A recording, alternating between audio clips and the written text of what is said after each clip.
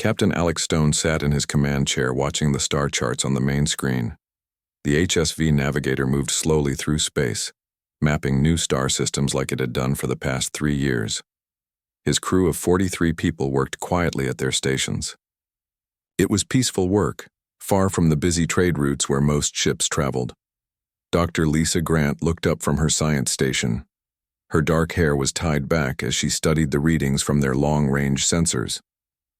"Captain, I'm getting some strange energy signatures from the Zeltharian sector. It looks like weapon fire." Lieutenant Jake Murphy turned from his communications post. His young face looked worried. "Sir, I'm picking up multiple distress signals. They're coming from the mining colonies near the border." Stone frowned. The Zeltharian colonies were peaceful mining settlements. They had no enemies that he knew of. "Put the signals on speaker, Murphy." The bridge filled with panicked voices speaking in different alien languages. Through the universal translator, the crew heard desperate pleas for help. Ships were under attack. Colonies were being destroyed. People were dying. "How many ships are we talking about?" Stone asked. Grant checked her sensors again. From the energy readings, it looks like a massive fleet. Maybe 200 ships or more. They're moving from colony to colony. Chief Engineer Pete Williams wiped grease from his hands as he entered the bridge. "Captain, we're getting emergency broadcasts on all frequencies. Someone is hitting the trade routes hard." Murphy's face went pale as he listened to his headset. "Sir, I'm picking up Kravik. Communication codes, it's the Kravik Raider fleet." Stone felt his blood run cold. Every spacer in the galaxy knew about the Kravik Raiders. They were the most feared pirates in known space. For decades, they had terrorized the Outer Rim with their massive fleet of warships. No one had been able to stop them. "How far are we from the attack zone?" Stone asked. "About 6 hours at maximum speed," Grant replied. Stone turned to Murphy. "Send a message to the Galactic Defense Council. Tell them about the attacks and offer our assistance." Murphy worked at his console for several minutes. When he finished, his expression was grim. "Sir, I got a response from Admiral Karath of the Altarian Navy. He says they're assembling a response fleet, 800 ships from 6 different species, but they won't arrive for 72 hours. 72 hours? Dr. Amy Foster had just entered the bridge. The ship's medical officer looked shocked. "Those people don't have 72 hours. Grant was running calculations on her computer. "According to the attack pattern, the Raiders will finish destroying the remaining colonies in less than 48 hours. They're being very systematic about it." Stone stood up and walked to the main screen. The star map showed the Zeltharian sector marked in red. Dozens of colonies and outposts were scattered across the region. Each one represented thousands of lives. Murphy pressed his hand to his earpiece. "Captain, I'm intercepting Kravik transmissions. They're planning to execute all prisoners once they finish looting the colonies." "What did Admiral Korath say about our offer to help?" Stone asked. Murphy looked uncomfortable. "He said the Galactic Defense Council appreciates our concern, but this situation requires proper military vessels. He suggested we stay clear of the area for our own safety." Security. Chief Ray Davis had been standing quietly near the door. Now he stepped forward. "Captain, we can't just sit here while those people die." Stone looked around his bridge at the faces of his crew. These were good people. They had spent years together exploring the unknown regions of space. They were scientists and engineers, not soldiers. The Navigator was a research ship, not a warship, but Stone knew something that Admiral Korath didn't know. Something that no one outside of human space knew. "Dr. Grant, how long would it take us to reach the Raiders' last known position?" "About 5 hours if we push the engines."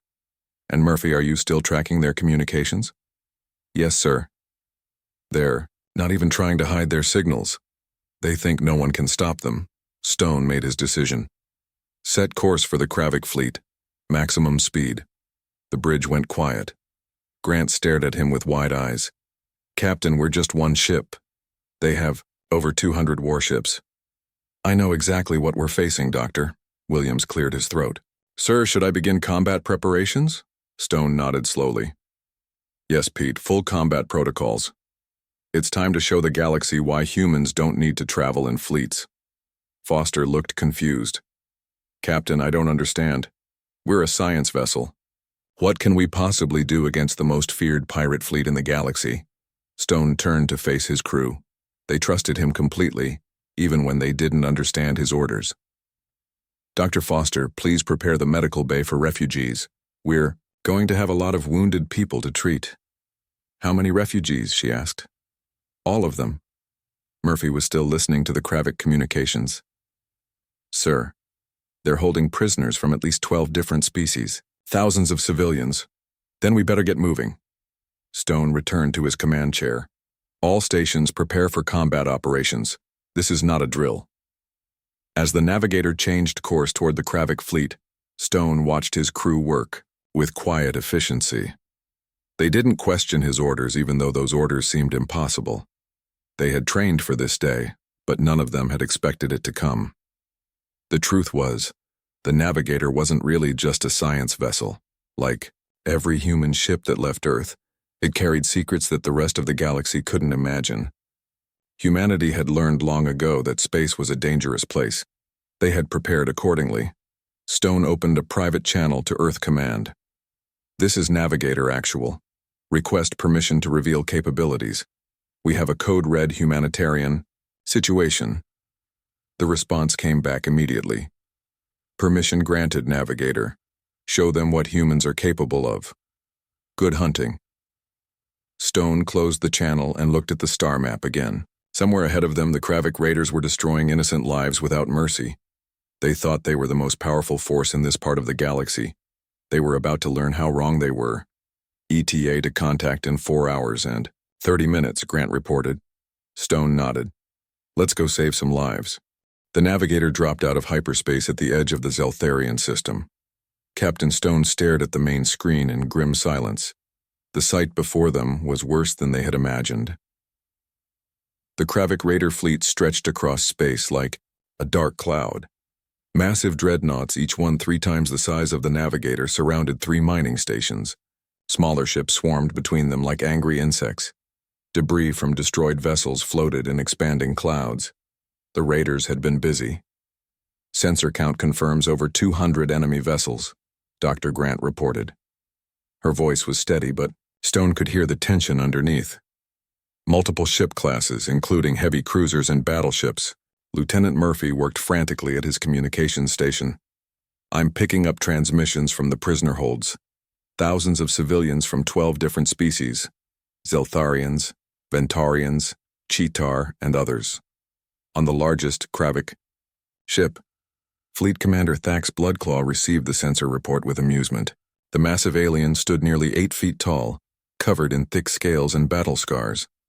His red eyes gleamed as he studied the tactical display.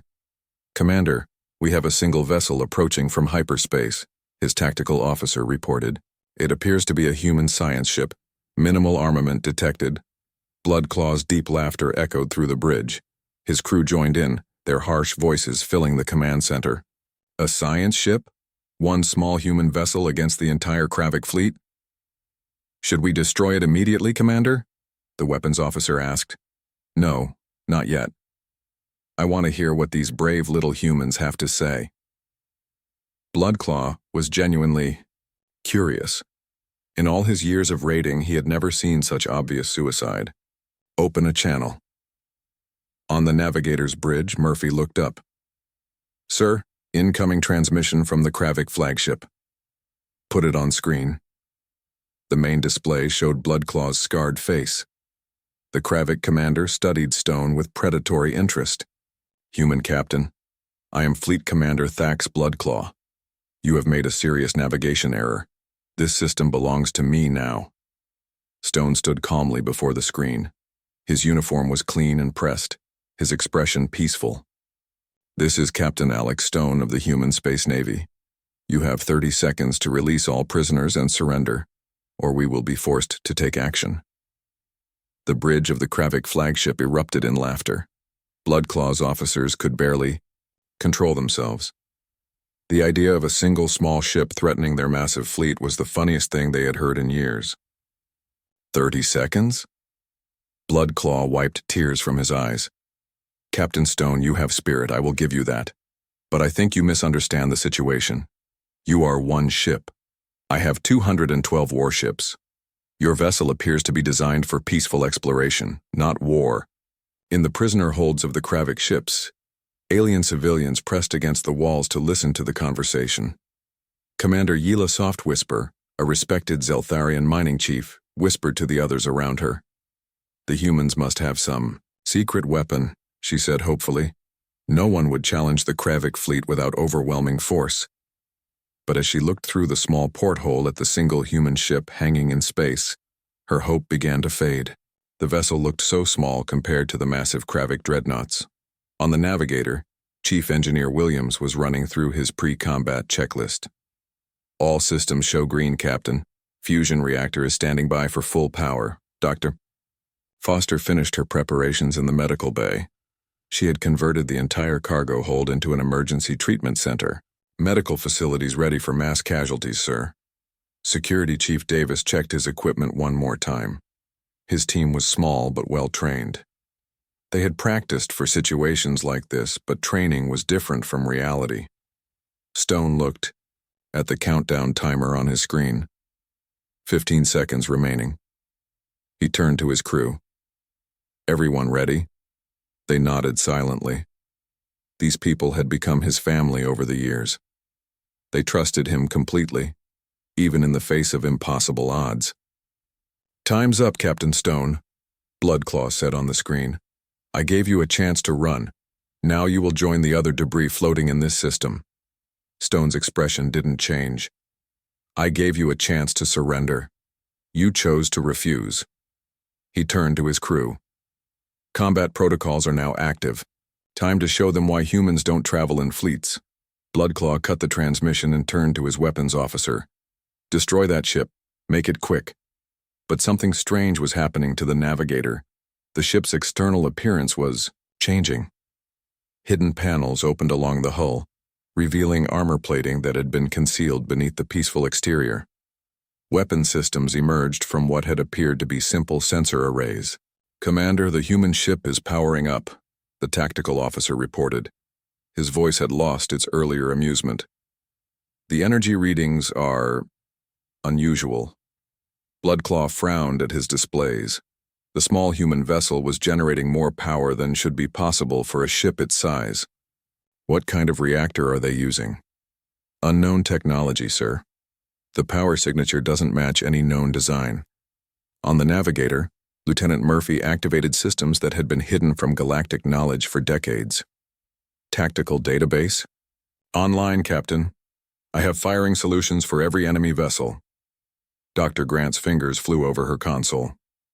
Point defense systems active. Inertial dampening at maximum efficiency. Stone settled into his command chair. Around him, his crew worked with the quiet confidence of people who had trained their entire lives for this moment. Weapons free. Begin the rescue operation. The first salvo from the navigators revealed weapons obliterated 6 Kravik corvettes before their shields could activate. The beams of energy were unlike anything the galaxy had seen before. They cut through the enemy ship's armor like it was paper.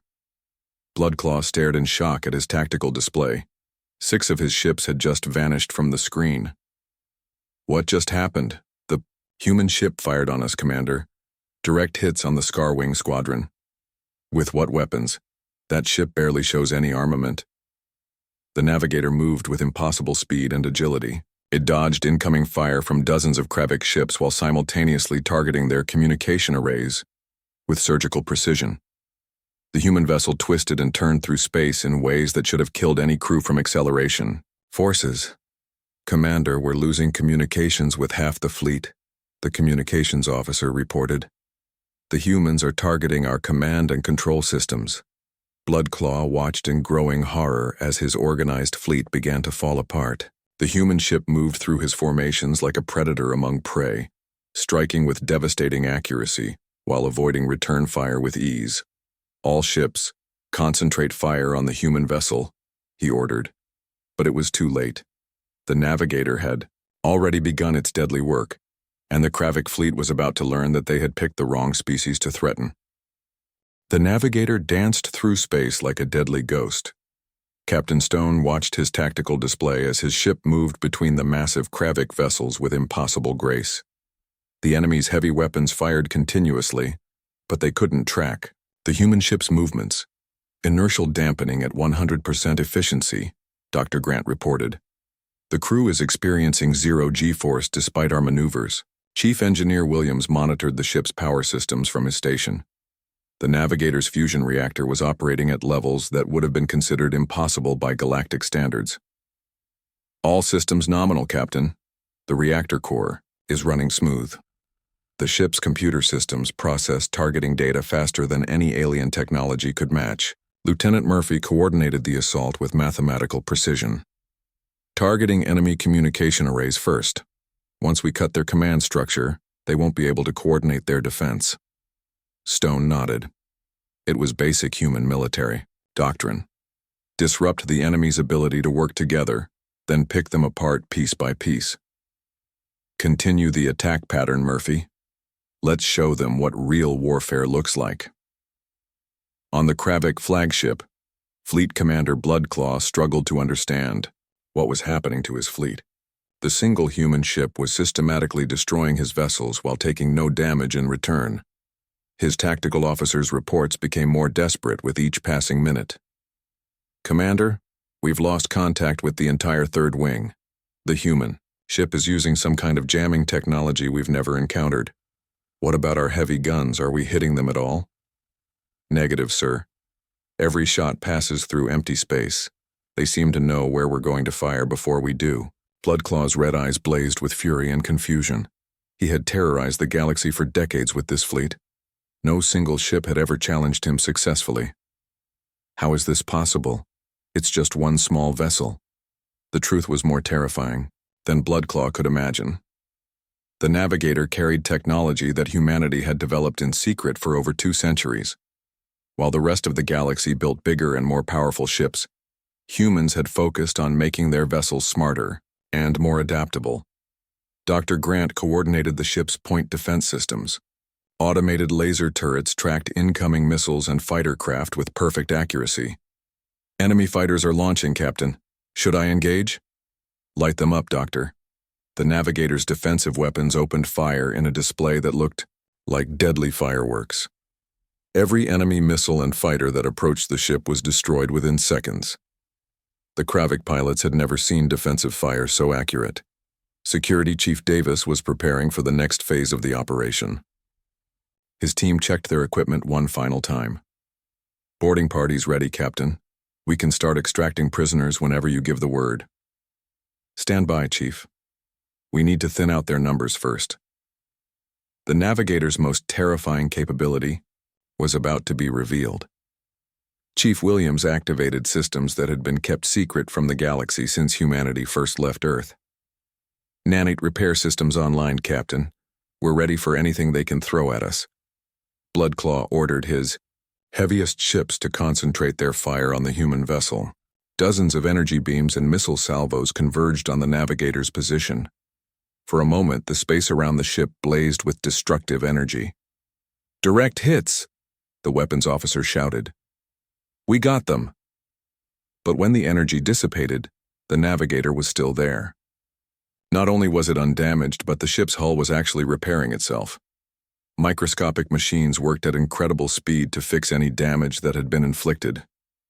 Impossible, Bloodclaw whispered. No ship can survive that much firepower. The Diori, tactical officer's voice cracked with fear. Commander, the human ship is not only undamaged, it's regenerating. The hull is rebuilding itself. Stone watched the enemy's confusion with satisfaction. Murphy, begin targeting their weapon systems. I want them disabled, not destroyed. We'll need some of those ships intact for prisoner transport. Understood, sir. Switching to precision strikes. The Navigator's weapons changed their targeting pattern. Instead of destroying enemy vessels outright, they began surgically removing weapon systems and engines. Kravik ships found themselves floating helplessly in space, unable to fight or flee. Dr. Foster monitored the communications from the prisoner holds. Captain, I'm tracking life signs on 47 different ships. Estimated total of 8,000 prisoners. How many can we handle at once?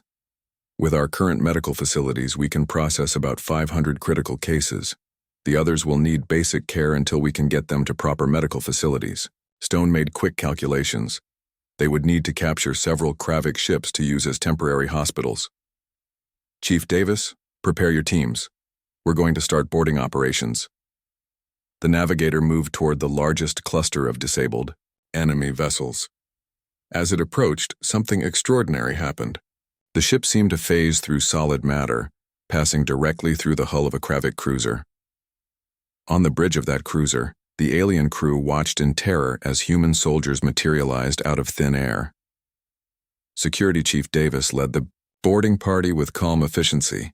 His team carried non-lethal weapons that disabled the Kravik warriors without killing them. "Surrender and you will not be harmed," Davis announced through his universal translator. "We are here to rescue the prisoners."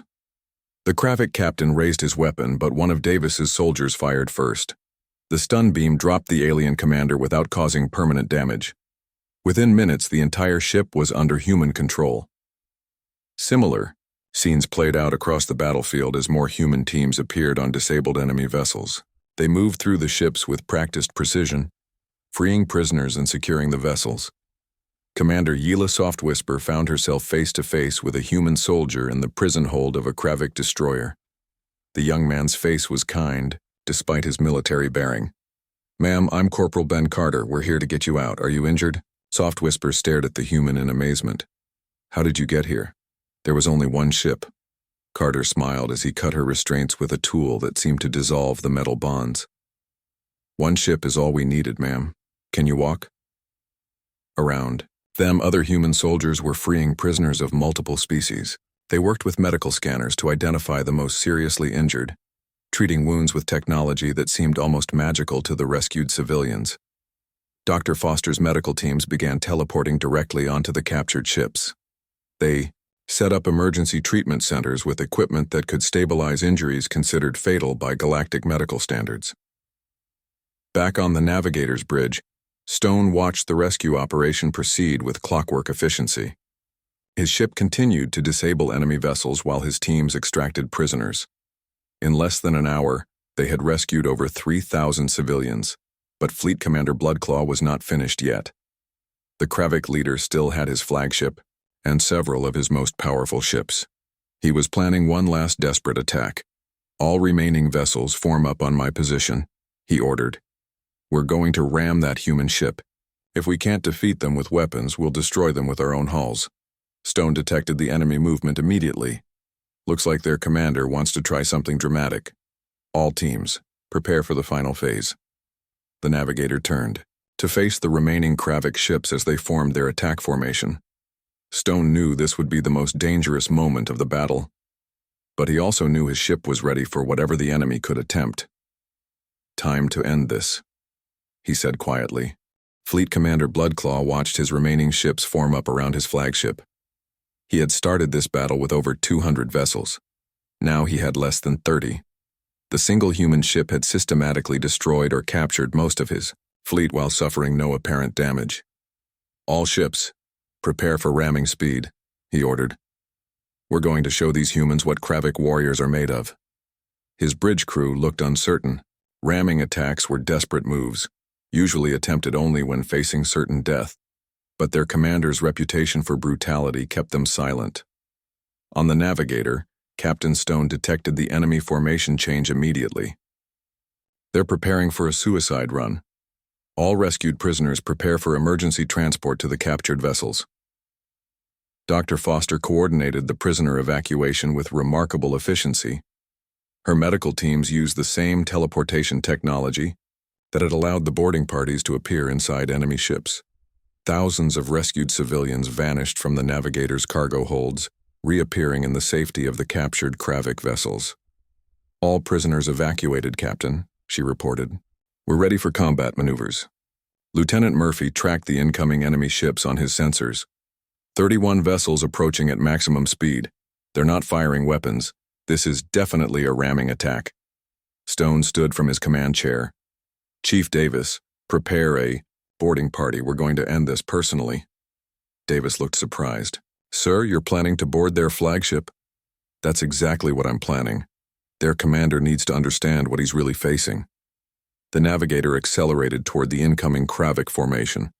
To the alien crews, it looked like the human ship was accepting their challenge to a head-on collision. Bloodclaw smiled grimly as the distance closed. 50,000 kilometers in closing, his tactical officer reported. Impact in 30 seconds.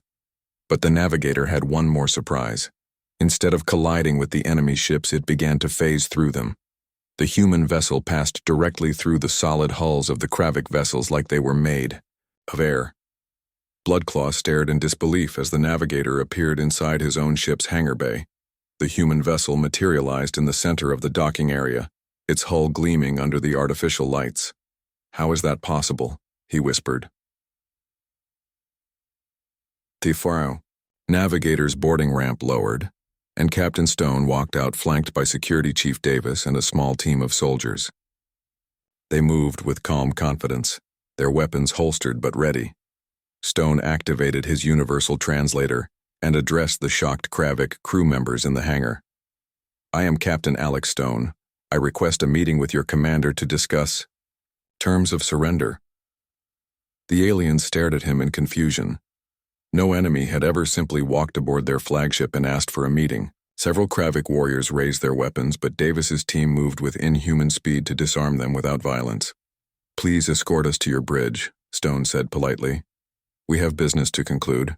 The walk through the Kravik ship revealed the true nature of the raiders. The corridors were lined with stolen artwork and treasures from dozens of worlds. Slave quarters held empty cages where prisoners had been kept in terrible conditions. Stone's expression remained calm, but Davis could see the anger in his captain's eyes. When they reached the bridge, Bloodclaw was waiting with his remaining officers. The massive alien commander held a weapon in each hand, his red eyes blazing with fury. "So the great human captain comes to face me personally," Bloodclaw snarled. "Do you think your strange technology makes you invincible?" Stone stepped forward without fear. "I think you're a bully who has terrorized innocent people for too long. Your fleet is defeated. Your crews are disarmed. It's time to end this." "My idea. Ship still has weapons." Bloodclaw raised his guns towards Stone, but Davis was faster. The security chief moved like lightning, disarming both weapons before the alien could fire. Bloodclaw found himself face to face with Stone, completely defenseless. "Your ship's weapons were disabled 10 minutes ago," Stone said calmly. "Along with your engines and communications. You're floating dead in space." Bloodclaw looked around his bridge in confusion. His officers were checking their stations with growing panic. Every system was offline. The human boarding party had somehow disabled the entire ship without anyone noticing. "Impossible," the alien commander said. "We would have detected any attack on our systems." Stone smiled slightly. "You detected everything we wanted you to detect. Human technology is more advanced than you imagine." Through the bridge windows, Bloodclaw could see his remaining ships floating helplessly in space. Human boarding parties were already taking control of each vessel. His entire fleet had been neutralized without a single human casualty. "How?" he asked. "How did one ship defeat my entire fleet?" "Because we weren't trying to defeat your fleet," Stone replied. "We were trying to rescue your prisoners. Everything else was just necessary steps to accomplish that mission." Davis activated his communications device. "Navigator, this is the boarding party. The flagship is secure. Begin prisoner extraction from the remaining vessels." On the captured ships throughout the system, human medical teams were treating wounded civilians with technology that seemed miraculous. Dr. Foster's equipment could heal injuries that galactic medicine considered hopeless. Broken bones were repaired in minutes. Internal bleeding was stopped instantly.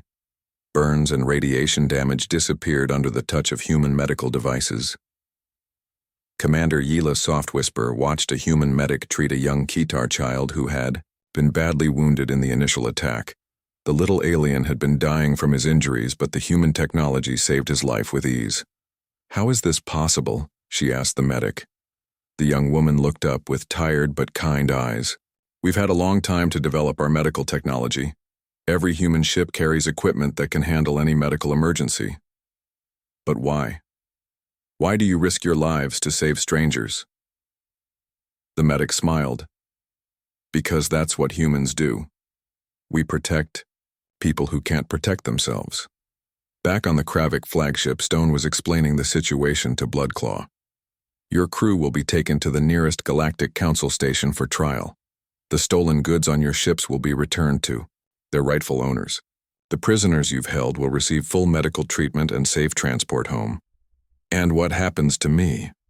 Bloodclaw asked. That depends on you. You can cooperate with the authorities and accept responsibility for your crimes. Or you can continue to resist and make things worse for yourself. The alien commander looked around his defeated bridge crew. For the first time in his career, he was completely powerless. What guarantee do I have that you won't simply execute me? Stone's expression softened slightly. Humans don't execute prisoners. You'll receive a fair trial according to galactic law. If you cooperate, that will be taken into consideration. Bloodclaw stared at the human captain in amazement. Even after everything the Kravik fleet had done, these humans were offering mercy. It was unlike anything he had experienced in his violent career. I surrender, he said quietly. My fleet surrenders. Stone nodded to Davis, who began securing the bridge crew with restraints that were firm but not painful. Chief, signal the navigator. Tell them we're ready for extraction. As they prepared to leave the Kravik flagship, Stone turned back to Bloodclaw one more time. Commander, I want you to understand something. What you saw today was not the full extent of human capabilities. We sent one ship because one ship was all this situation required. Remember that.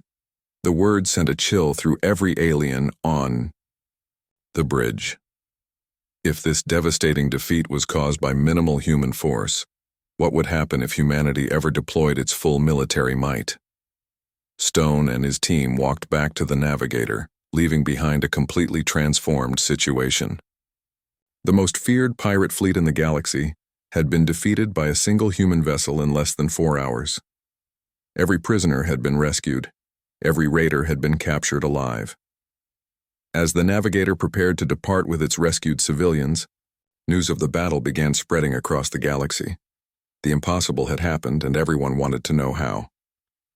Admiral Vex Korath's massive fleet dropped out of hyperspace to find something impossible. The Kravik Raider fleet, the most feared pirates in known space, were floating dead in space. Every ship was disabled or destroyed. The single human vessel, they had dismissed, sat calmly in the center of the debris field. Admiral, we're detecting multiple prisoner transports departing the area, his tactical officer reported. It appears the civilians have been rescued. Korath stared at his tactical display in disbelief. His 800 ships had arrived ready for a massive battle, only to find the crisis already resolved. How long ago did the engagement end? Based on the weapon residue signatures, approximately 2 hours ago, sir. 2 hours? Korath's voice cracked. The entire Kravik fleet was defeated in 2 hours? Lieutenant Murphy's voice came over the communication channel. Admiral Korath, this is the HSV Navigator. We have completed rescue operations and are prepared to transfer custody of the captured raiders to your forces. Korath opened a channel to the human ship.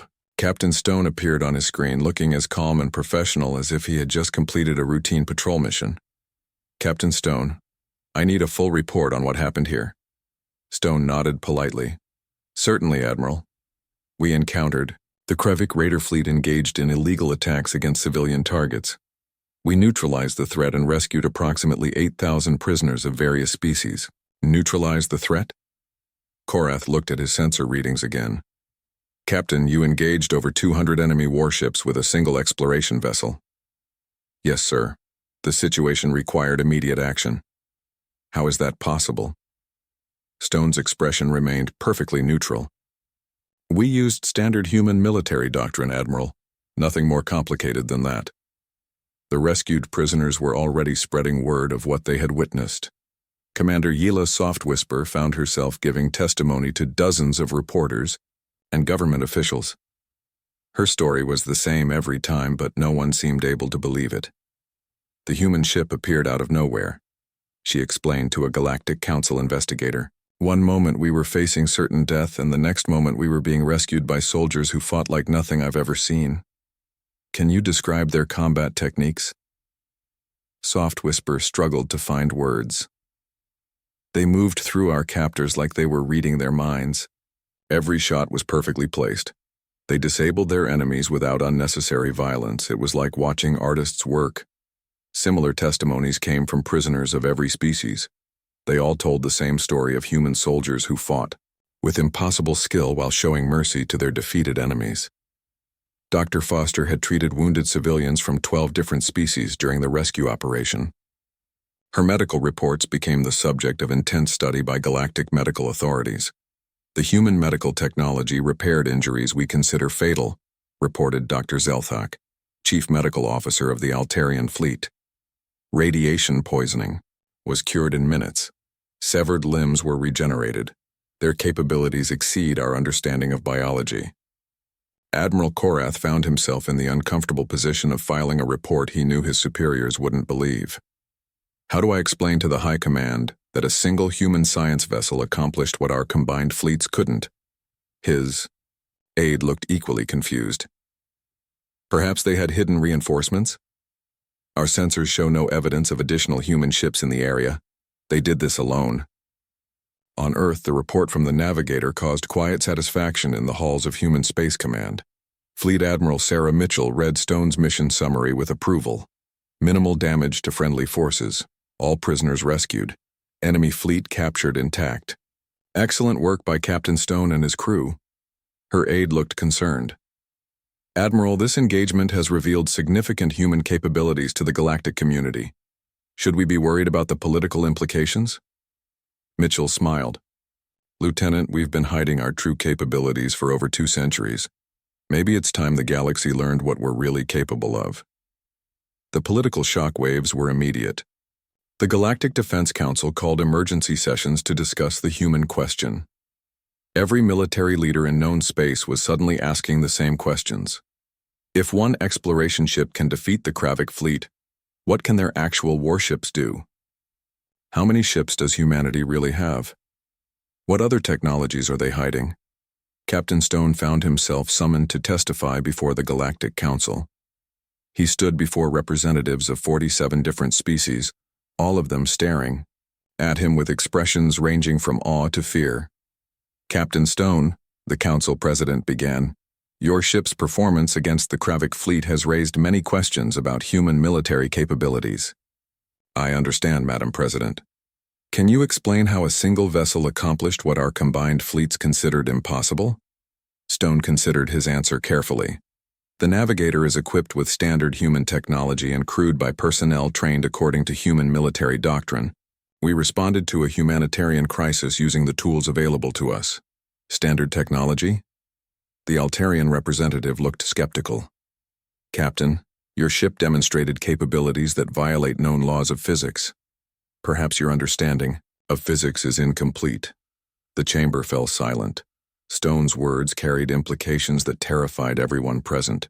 If human technology was so far beyond galactic norms that it seemed impossible, what did that say about humanity's true place in the galaxy? Commander Soft Whisper was invited to address the council. Her testimony became legendary throughout known space. Honored representatives, she began, I have served in space for 30 years. I have seen the rise and fall of empires. I have witnessed the greatest military forces in galactic history, but I have never seen anything like what the humans accomplished. She paused, looking around the chamber at the faces of the galaxy's leaders. They didn't come to conquer. They didn't come for glory or profit. They came because people were dying, and they couldn't ignore that. They fought not as warriors seeking victory, but as guardians protecting the innocent. Her voice grew stronger as she continued. You ask what makes humans different from the rest of us. I'll tell you, they have evolved beyond the need to prove their strength through aggression. Their power comes from restraint, not violence. They could have destroyed the Kravik fleet completely, but they chose to capture them instead. They could have taken the raiders' stolen wealth, but they returned it to its rightful owners. The chamber remained silent as she finished her testimony. Humanity represents something new in galactic civilization. They are what we might become if we can learn to use our strength to protect rather than to dominate. After the hearings, Stone returned to his ship. The navigator was being resupplied for its return to exploration duties. His crew worked with the same quiet efficiency they had always shown. Dr. Grant looked up from her science station. "Captain, we're receiving mission assignments from Earth Command. It looks like we're being sent to explore the Magellanic clusters." "Business as usual, then," Stone replied. Chief Williams finished his maintenance checks. "All systems nominal. Captain, we're ready for departure whenever you give the word." Stone looked around his bridge at the faces of his crew. They had just accomplished something that would be remembered throughout galactic history, but they were already focused on their next mission. "Take us out, Murphy. Time to get back to work." As the navigator departed for the outer rim, Stone filed his final report on the Kravik incident. His summary was brief and matter-of-fact. Mission completed successfully. All prisoners rescued. With minimal casualties. Enemy fleet neutralized and transferred to galactic authorities. Ship and crew status nominal. Request permission to resume exploration duties. He classified the engagement as a minor piracy incident and recommended that future response time estimates be revised downward. Throughout the galaxy, military strategists and political leaders struggled to understand the implications of what they had witnessed. The most feared pirates in known space had been defeated by what humanity considered routine patrol duty. The question that haunted every galactic leader was simple and terrifying. If this was what humans considered a minor incident requiring minimal force, what exactly were they protecting the galaxy from? In the depths of space, other forces stirred. Ancient enemies that had been watching the galaxy's expansion with growing hunger suddenly found themselves reconsidering their plans. The humans had revealed that they were not just another species to be conquered. They were something far more dangerous. They were guardians,